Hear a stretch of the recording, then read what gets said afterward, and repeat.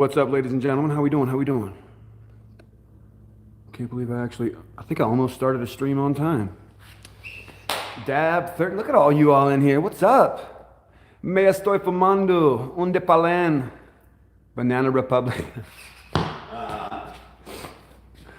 Oh, I fucking love it, dude. I love Spanish. I love Portuguese. Anyway. Yo, yo, yo, yo. Hey, the man 123420. How would you maintain the consistency with SCH high THC? Cryptic. I need a little more on that one, brother. What you mean?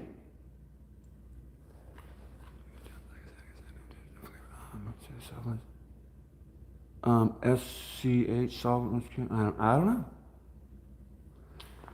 THC down there, yes, like I said, no terps, no flavor. That's what I make when I mechanically separate THCA, and it is absolutely no terps. There's nothing. There's not even room for any other cannabinoids. The last one I did was my lowest test result, actually, and I got 99.3% pure THC. I was kind of disappointed. I'm going for that 99.8, 99.9, you know, but always 99% or better. You know what's up. You know what's the deal. Oh yeah, what is SCH, guys? Let me bring you over here a little bit. I'm not going to be able to. So the HT, or the high terpene fraction, is a what's up? Hello, Wisconsin. Hello from Montana. So the HTFAC is going to be your high terpene fraction, or your saucy fraction, you know. And yes, you can pull that off solventlessly. It's incredibly. In comparison to hydrocarbon extracted extracts, I think it's smoother. Sometimes it, because of the robust terpene profile, it just beats me up. You know, it really depends. HTFSE is full. So HT is the high terpene fraction of FSE is full spectrum extract. High terpene full spectrum extract is your sauce.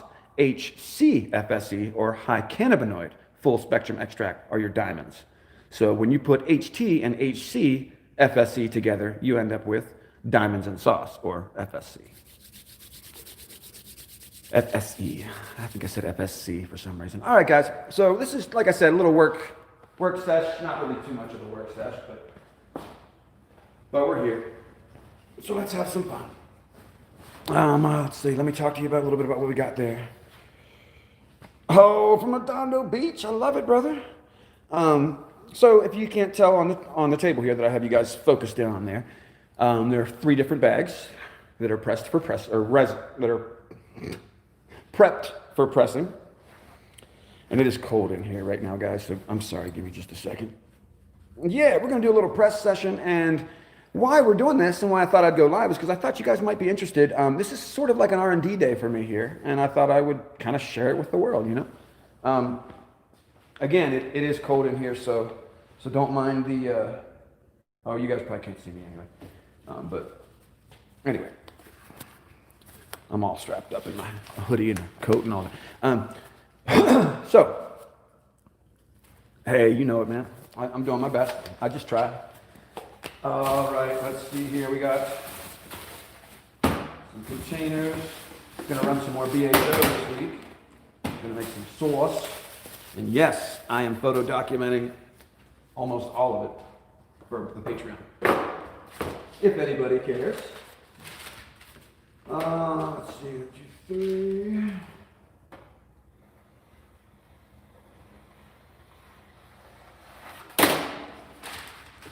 Look at that one. That's such a, wow. I never cut it this perfectly. I don't think you guys can see me, but I'm over here just trying to cut a little bit of parchment. The reason why is because this one, that one's been used before. Okay, let's get our marker out so we can keep it straight too. All right, another thing. Okay, so what we're making hash rosin today. You can tell this is, I don't know if you can tell enough, that's obviously not flour in there. But we're going to make 3 different grades of hash rosin, and we are not making bubble hash rosin or fresh frozen hash rosin. We are making dry sift hash rosin. Now, what's the difference between dry sift and keef? Very simply put, time and expertise with a set of screens. If you can't grade your keef, then it's farmer's grade. It's just the keef that falls off the plant. When you, sure, that's very abundant, but when you put that all into a bag and press that together, I've never been very excited with the color that gives me. It's always a little sad. And for the record, if anybody else cares, and if I forget to mention it, I like to press my hash at around 170 degrees. Sometimes I'll bump that up and press it at 180, but if it's not really about yield, if it's really just about, preserving the fresh press consistency, if you will, then I'll I don't care. I'll just go at 170. If I'm trying to, the other thing is if I got my cold room really, really cold, like 45 degrees in here, cold enough that if I had any water out, it would kind of start to, it'd start to show a little, start to freeze on the sides of the glass. So, and by that I mean like 45 on the temp, which means in the, in the air around here it'd be 10 degrees cooler. Anyway, then I would easily press at 180, maybe 190, because it comes off the plate so quickly, and if it's going to go right into a cold room, it's probably going to maintain its fresh press consistency pretty well. But that's another thing that I have to R&D later on. So what we have here is a mixture. No, I'm sorry, this is not a mixture. This is, oh shit, I can't remember the name.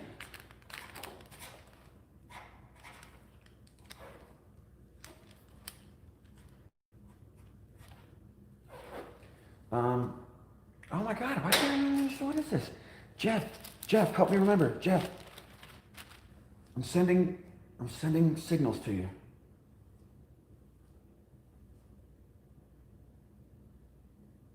Oh my God, I can't remember. I'll remember at some point, you guys. So anyway, I worked with this strain with this gentleman over this past weekend, just after Christmas. Good friend of mine, excellent grower, and he's not really interested in rosin. He's more interested in hash and old school hash, and so we did a bubble hash run, and we did some dry sifting, and etc. I also then showed him how to knock off, all of it in farmer's grade, like I was just mentioning to you, and then very, very systematically clean it up with the pressing screens that I just showed you. Anyway, I set everything up and did everything and said, hey man, we should really press some of this into rosin. It looks pretty decent. And by pretty decent, I mean it is not fresh, it is not frozen, so, Anyway, smells great, tastes great, all that. So, I have my rosin press, my second 20-ton tank, not this guy right here, but the one that's in the trunk of my car. And I have it all ready to go, and he's like, I don't want you to get that out and set it up, you know what I mean? And I'm like, dude, it takes like 2 seconds. And I'm like, well, how about this? I got some rosin right here. Let's take a little dab. And you tell me if you want me to make your hash into this stuff. No bullshit. Homie took 1 dab of hash rosin. And honestly, I thought it was before he even finished exhaling. He was like, oh, hell no. It's just too much. I mean, for some people, it's just too much. And I get that. So what we have here in our big bag, or our largest bag, of course, is our 160 micron plus. And by the plus, I mean 160 through 249 is the largest. 250 is my largest screen, so 249. So that's the 160 through the 249. This is the 120 to the 159. And that's this guy, the second smallest one or whatever. And then our little guy right here is 74 to 119 micron. Theoretically, this should yield the best looking, best smoking, highest quality hash. This should yield the lowest quality hash. This should be somewhere in the middle, right? And this is why I wanted to go live and do this for you. I mean, 2 plus 2 equals 4, unless you're in a hash lab. And now that I say that, watch the small micron bag actually end up pressing beautifully. But anyway, the point of that is that when you see these jars that say 90 micron, whole plant fresh frozen hash rosin, And then you see whole plant fresh frozen hash rosin, FSE or FS. And that means that they've taken their 45 micron all the way up through like the 219 and put it all together and pressed it. That's full spectrum hash rosin. The 90 micron hash rosin is always incredibly expensive because for whatever reason, everybody thinks that it is the only thing that's really worth it. If you're about that life, if you're a baller or whatever the fuck, then I guess you only want 90 micron. Well, I'm here to tell you with video proof, live video proof. That's not always the case, you guys. So, again, 74, 73 being the golden micron. Shout out to Marcus, Bubble Man. To 119 micron. 74 to 119 is obviously going to be the closest thing to our, 90 micron pool. I don't have a 90 micron screen, and honestly, to put a 90 micron screen in between a 74 and a 119 would be pretty silly. I would just combine them anyway. But all right, you know what's up. We're going to do this in the order that makes the most sense, right? Let's press out the big boy. And then we'll press out our mid-grade, and then let's see what the heady micron costs, right? And yes, I am using my low temp cage kit today. I want to use the hydraulic press for the ease of the video, you know. Ooh, somebody threw a buck. What's up, Andre? Appreciate you. Ooh, Winston, you got in on me on this comments. All right, guys, I'll be back around on this side of the camera in a second again. This is in my way. I'll try and give you guys a close-up if I can, but that can't be in my way, obviously. Whoa, what happened with that camera? Okay, guys. All right, here we go. Let's see, I don't think I need the ball cap. But I'm cold. It's cold. Okay.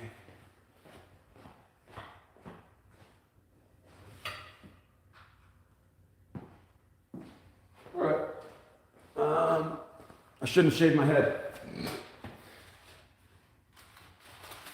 Shouldn't have let my hair grow during a pandemic. No, it wasn't bad at all. I literally just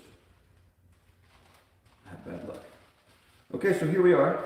This is our 160 micron plus, or our big stuff, or what a lot of hash makers. What some hash makers and what a lot of hash smokers will tell you this is bullshit. Or this thing, I ain't about that. That high micron shit, that's bull, that's mids. All right. Well, you tell me, okay? And again, this could come out straight. Who knows?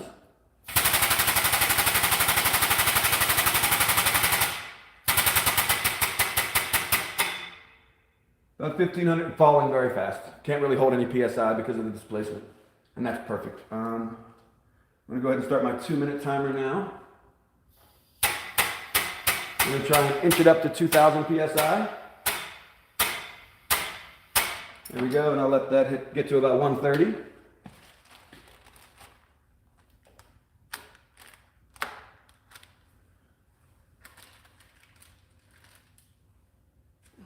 Ooh, shit. No, I don't think it's going to matter like that. All right, guys, so anyway, this is the high micron. It's not about the yield as far as the percentage. It's about what I'm going to bring back from this.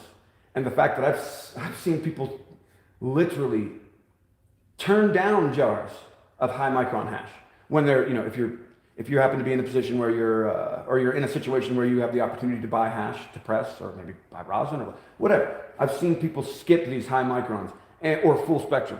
Or even what's funnier is I see people skip the low micron all the time. And dude, if your rinsing is on point and you know how to press, don't skip anything.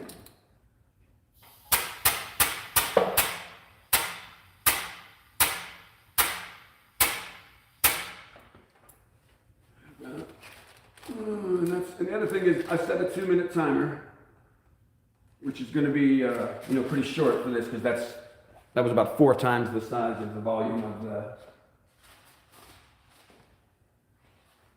easily 4 times the size of this bag. And well, the 2-minute timer was set for about that size of the press. But again, I might not yield a motherfucking thing as far as a percentage.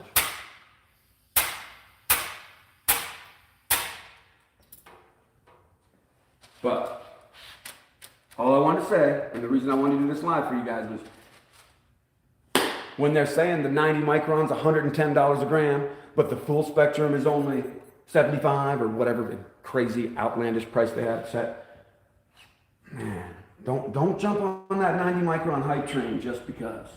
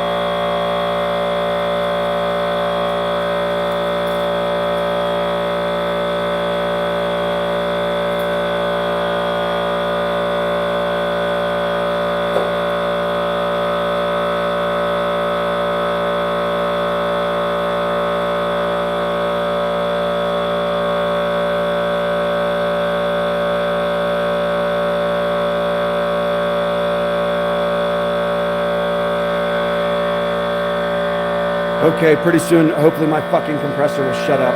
Anyway, pardon me. That was the 160 press, or the very, very high micron. Well, I'll show you in a second.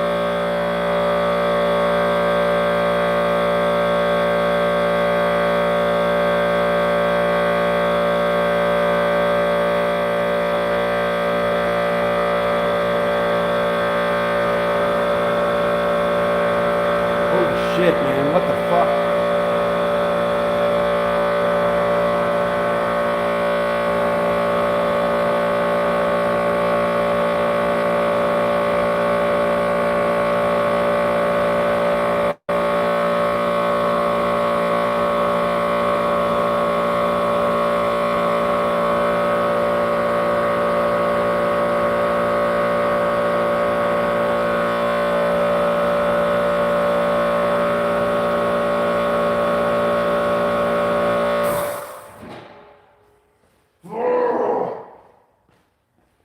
Piece of cake. All right, guys. Let's see if. Oh, the resolution sucks there, huh? Bandwidth probably bullshit. All right. So we just pressed the 160 micron, the high micron. I'll bring you over on that in collection here in just a second. As I'm sure most of you can imagine, or any of you that have any experience pressing any hash, the 160 or the high micron more than likely has a big second press in it. I'm never that big of a fan of second presses, unless of course it's fucking beautiful. And honestly, that isn't really the case too often. So, I'm not worried. So if I was going after that second press, I wouldn't waste any time. I wouldn't be going on to the next press. I would have a second parchment ready, and I would get that plate, that bag of hash back on these plates before it has any time to cool down. The heating up of the bag for the first press and then letting it cool down and then letting it heat up again the second time really causes a lot of forced oxidation. You're going to get pretty dark rosin. But let's see where we are here. 2 minutes on the timer.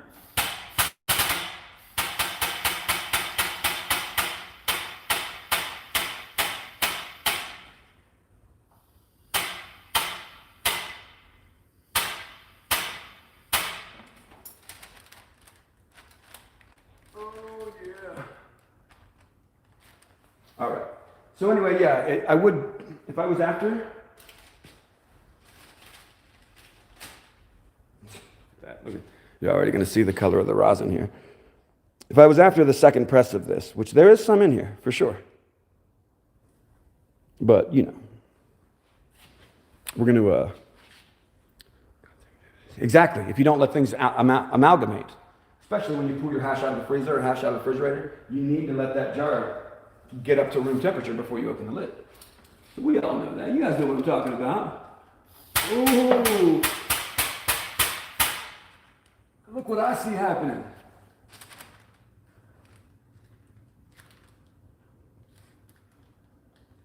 There's not a whole lot of it. But damn, it looks pretty. This is that mixed micron, or not mixed micron, pardon me, the mid micron. This is our 120 to 159. Again, I can't stress this enough. The purpose of this live little work session here is to show you the quality of hash that comes, not the yield. You're obviously not going to get big yields from your lower quality hash. All I'm saying is that there's an argument in our industry saying that, I mean, if it's not the highest quality, highest of highest quality, then I don't even want to press it. That's what that's what a press is for, is to take some reasonable quality hash, put it in a specifically sized filter bag, and clean it up.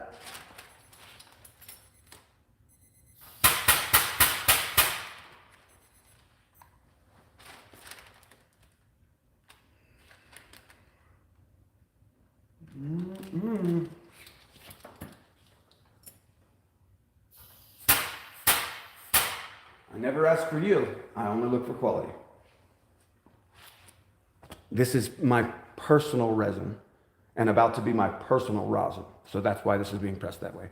Obviously, when you're producing commercially, you need to be able to maintain a certain amount of yield, or at least a consistent yield. Okay. And again, guys, I'll bring you in on everything as soon as we're finished.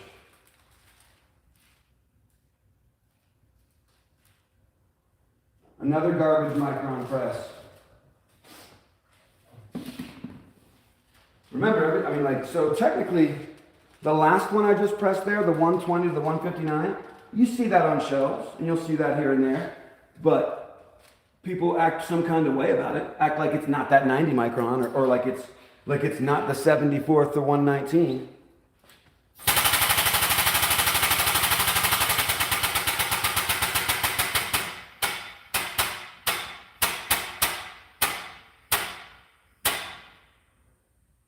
For those of you that are experienced in pressing or anything, you can stamp, and you can also do what's called just a gradual maintenance of pressure.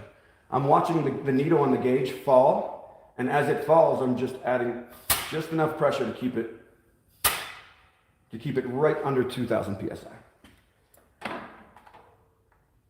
Should have started that timer about 10 seconds ago. But here we are. And I'm excited, man. I haven't smoked all day. I'm ready. And in case any of you are wondering, yes, we're going to try and make this as washable. Just went to press a pound at once, LOL. Ooh, a pound at once? How big of a fucking press is that? I mean, is it a pound of hash? God damn. That is just mean, man. It's making me jealous. We were at just over 2,000 psi, and I'm just above 1,000 now, so we've had a lot of displacement from heat and from the beginning of the rosin, starting to escape the bag. Now very gently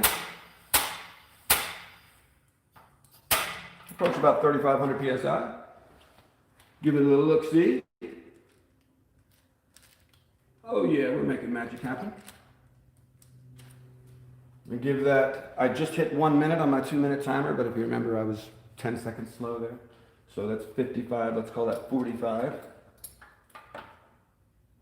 40.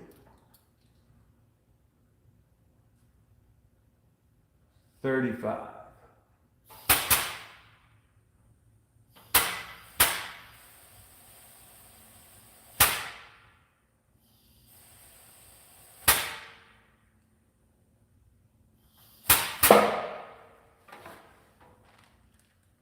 Hey! All right, let's see what she does.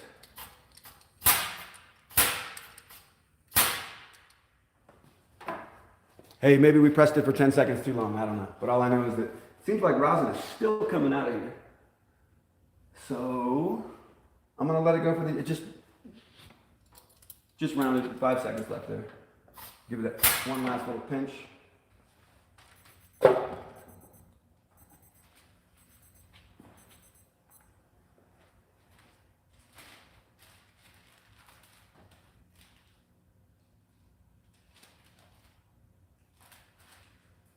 Oh, I can't wait to show you.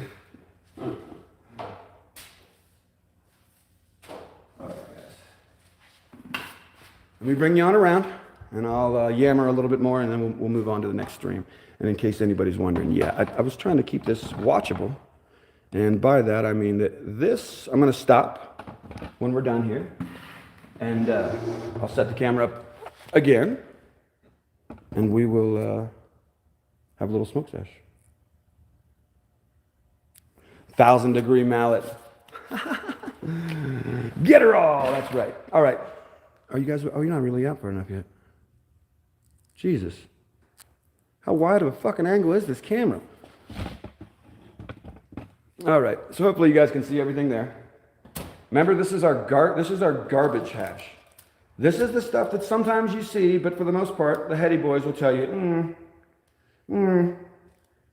This is our 74 to 119. This is our heaven, like our gorgeous. Obviously, you can see from the amounts of yield here, or from the amounts of hash used, and then you'll see from the amounts that came from the press, we had a lot of variance in yield. But most importantly, let's go over this 160 micron first. As I mentioned, and I showed you in the vid, we got a second press in there. I don't really give too much of a shit about a second press, so we'll either go after that in a second press, maybe, or more than likely I'll submerge it in some coconut oil. Garbage micron.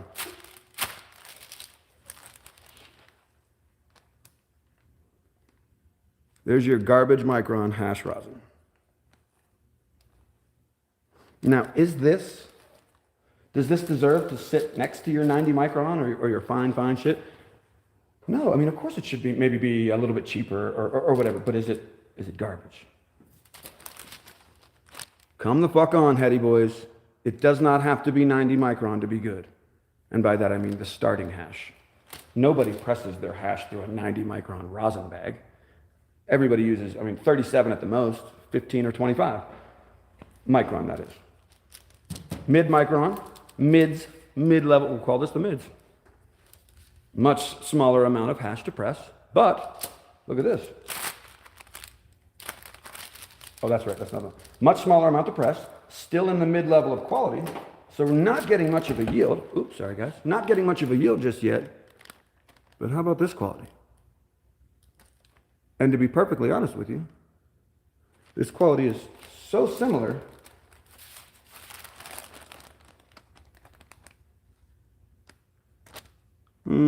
No, actually, I can see it now that the light's on it a little bit better. The 120 is a little higher quality.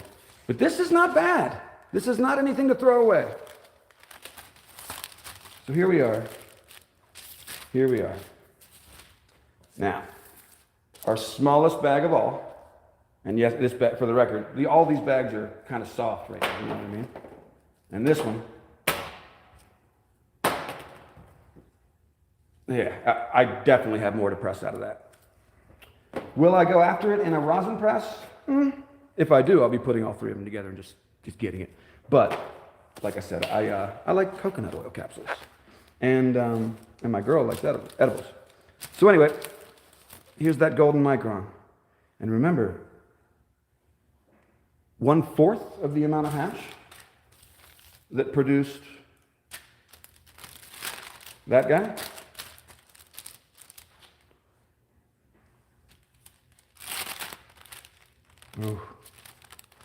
Oh, some on the sides even buttering already. Look at the stuff on the side, literally buttering right off the press. So yes. Hey, I like it. Exotic hash, exclusive extracts, I love it. But yes, as you can see,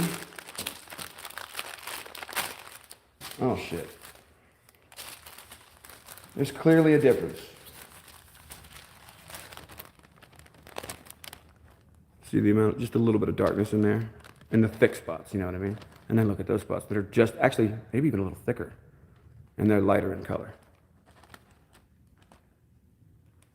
So yes, micron specificity can point to a higher quality hashish. Normally it does point to a higher quality of hash or hash rosin, if you will. But Don't let anybody tell you that your 160 micron needs to be, that's food grade hash. Use that for edibles. Well, if you're interested in seeing how we're not going to use this for edibles, join me in about 10 more minutes after I have time to take off my lab coat and get my little table set up, and we'll go live and rip some dabs. Thoughts on mechanical separation opposed to Jartec Dime? Oh, I would love to share that with you. Tony Rafrano, come on back in. So it's very, very interesting that you asked that question, because later this evening, and I don't like Jartec just because, well, jelly jars don't hold enough. So I like the Pyrex Tech. But if you do something that has a small enough footprint on the bottom, you get depth. And really, depth is what you need for Jartec diamonds and to get a good crash. And then, of course, for the lattice work of that crystallography, to be able to stack on top of itself and actually form a beautiful crystal. That's crystallography is a really, really interesting and in-depth part of organic chemistry. And it is just one tiny facet. But my thoughts on Jartec versus mechanical separation: I like Jartec for appearance and for shelving, for production, etc. Mechanical separation absolutely is my personal preference because, number one, it's incredibly clean. It's incredible. Yeah, right. Depth does matter more than girth, But anyway, yeah, it's not only is, of course, it's a solventless product, so it's completely clean. And the THCA is, the purest THCA diamonds, and I mean dried of their sauce and everything like that, that I have personally have grown, were, I want to say either 94.6 or 96.4. Yeah, 4 and a 6 is in there. But let's say right around 95%. And there were, a few other cannabinoids, etc., because other things crystallize, not just THCA. With mechanical separation and with the temperature and with the pressure, I get it down to, well, my worst test result so far was 99.33. My best test result so far is 99.96. 99.96. That's almost fucking pure. So when it comes to bang for your buck, Jartec, BHO, and if you don't know how to clean it properly, then Jartec is not even an option. But if you do know how to clean it, then beautiful. If it is more than just bang for your buck, but just straight up bang, I like mechanically separated personally. Hey, Andre, I love those words, man. That's what's up. That's the words of a happy man right there. So it looks like we got a couple people in the room right now. Everybody take a second. Get your torch out, clean out that banger, do your thing. Whoa. Where's your... Oh, what's up, man? Well, yeah, that's a great question, man. I get that. I appreciate you. If you truly are interested in anything like that or information like this, you can always feel free to reach out to me at any time on my website or obviously 710.consultations@gmail.com. All right, ladies and gentlemen. All you got is a little bit of flour? That's all right. You got a hair straightener? I'm just playing. Don't even fuck around, homie. Flowers, what's up? I got a little bit of modified grapes flour gifted to me from the dispensary that I'm processing for right now. And oh my God, it's so good. Yeah. All right, Nathan Hudson. Nathan, the 710 extractionist. We'll be right back, ladies and gentlemen. Get them bangers clean and let's get ready to go. I'm not even going to take that first dab off camera. I'm going to put you guys through the torture of listening to me. All right, guys. I love you. Here we go. Let's do this thing. I'll meet you in 10 minutes.